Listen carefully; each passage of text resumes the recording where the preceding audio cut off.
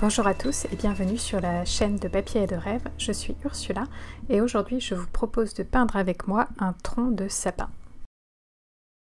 J'ai réalisé une vidéo il y a 2 semaines au sujet d'un portrait de sapin et cette vidéo, cette semaine, est un petit peu la continuité de cette précédente vidéo puisque je vous propose de faire un zoom et de peindre un petit peu plus en détail la texture du tronc du sapin. C'est une texture qui est très particulière, très rugueuse et je trouve intéressant à peindre parce que ça va me permettre de faire plusieurs expérimentations et de jouer un petit peu avec l'aquarelle. J'ai commencé cette aquarelle en plaçant d'abord la couleur du sapin au bon endroit, là où je veux le tronc, que le tronc se positionne sur mon papier. C'est important de commencer par cette étape parce que je veux être sûre d'avoir cette couleur de tronc au bon endroit.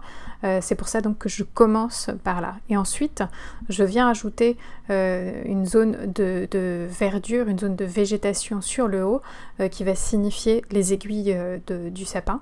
Je vais ajouter un petit peu plus de détails bien sûr par la suite, mais pour l'instant je place juste les grandes zones de couleurs.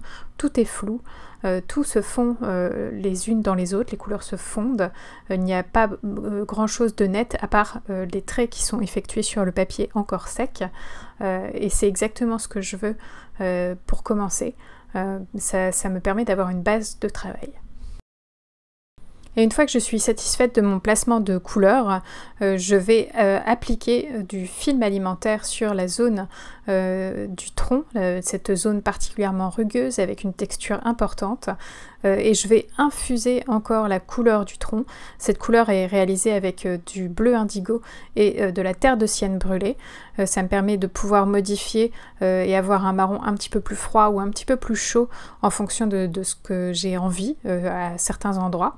Et donc je vais infuser cette couleur assez dense entre mon papier plastique et le papier de mon aquarelle.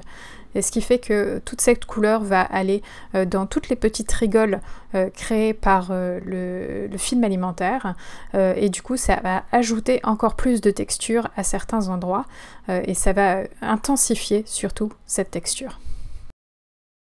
Et pour m'aider dans cette étape un petit peu délicate, parce qu'il ne faut pas trop bouger le film plastique, je glisse tout simplement mon pinceau sous le film alimentaire et je le presse sur le papier pour exprimer toute la couleur qu'il y a à l'intérieur. Ça me permet d'avoir cette densité de couleur et cette fluidité aussi, puisque la couleur va glisser, et je l'aide d'ailleurs à glisser sous le papier en bougeant mon papier et en jouant avec la gravité.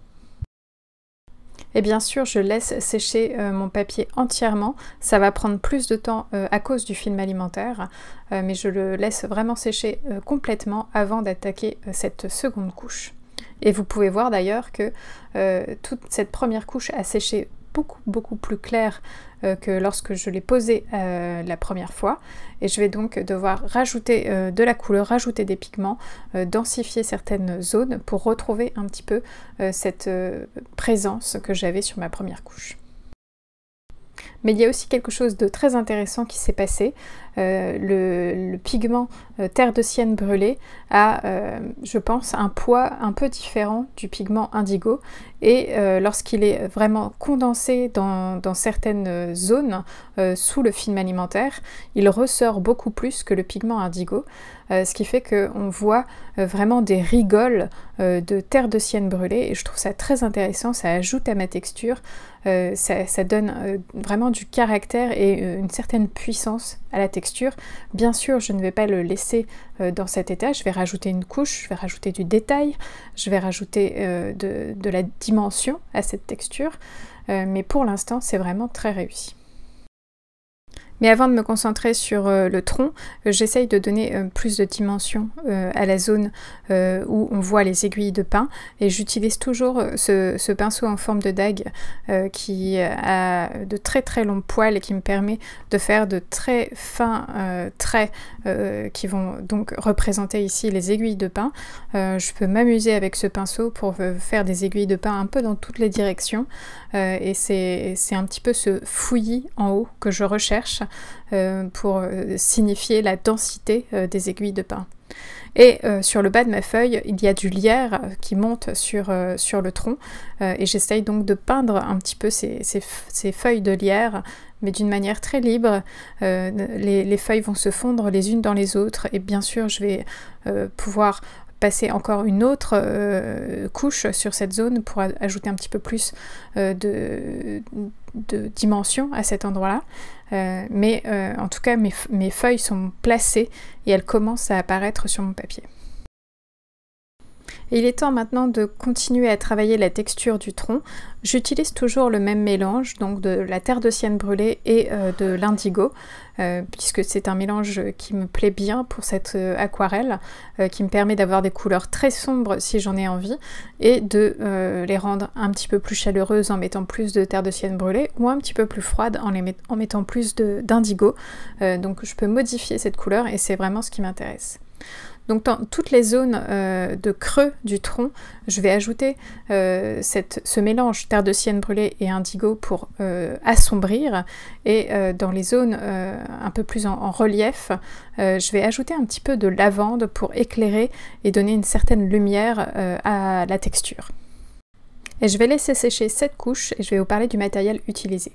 Pour les pinceaux, j'ai utilisé un Escoda Ultimo numéro 18, et un pinceau Rosemary & Co série 39, un demi-pouce en forme de dague. Pour les couleurs, j'ai utilisé du jaune de nickel azo, de l'or rouge aussi, de la terre de sienne brûlée, de la couleur lavande et du bleu indigo en aquarelle liquide. Et mon papier aujourd'hui est un papier Arches en grain satiné. Pour cette dernière couche, je veux juste me focaliser sur apporter un petit peu plus de définition à certains endroits, améliorer aussi le contraste entre les éléments, parce que je trouve que pour l'instant tout est un peu sur le même plan et donc je vais ajouter un petit peu de contraste pour faire ressortir certains éléments et atténuer bien sûr d'autres. Et pour ça, j'ajoute encore ce même mélange d'indigo et de terre de sienne brûlée dans les creux de la texture de mon tronc pour que ces creux apparaissent plus sombres. Mais cette fois-ci, je travaille un petit peu plus en délicatesse. J'essaye d'ajouter cette couleur plus sombre à l'intérieur de la couleur de la phase précédente pour que on ait vraiment cette impression de dimension et de 3D presque de la texture. Et je vais aussi ajouter une autre couche dans les aiguilles de pin puisque je trouve que on manque encore un petit peu quelque chose à cet endroit-là. J'ai fait quelque chose d'assez intéressant pour les verres de cette aquarelle. J'utilise de l'indigo puisque l'une d'entre vous m'avait demandé de créer des verres avec cet indigo. Et donc pour les aiguilles de pin, j'ai créé un verre avec l'indigo et l'or rouge aussi pour avoir un verre qui est très sale, qui est un petit peu éteint et du coup assez naturel. Mais par contre pour le lierre, j'ai préféré mélanger le bleu indigo avec le jaune de nickel azo pour avoir un verre un petit peu plus péchu, un petit peu plus vibrant du coup on a vraiment cette caractéristique d'avoir deux verres différents puisque nous avons deux végétations différentes sur cette aquarelle. Et d'ailleurs, cette couleur indigo réalise vraiment de très beaux verres avec ces deux jaunes. C'est très intéressant et on peut aussi avoir des couleurs très très sombres dans les verres grâce à cette couleur indigo. Il suffit de charger le mélange avec de l'indigo pour avoir vraiment des verres très sombres et du coup c'est aussi intéressant. Ça peut tout à fait remplacer le bleu d'Inde entraîne par exemple, mais on aura une tonalité un petit peu plus neutralisée avec cette couleur indigo. Et cette vidéo est à présent terminée, merci de l'avoir regardée jusqu'au bout. N'hésitez pas à aller jeter un coup d'œil sur le blog pour plus d'informations sur cette image et dites-moi ce que vous en pensez dans les commentaires.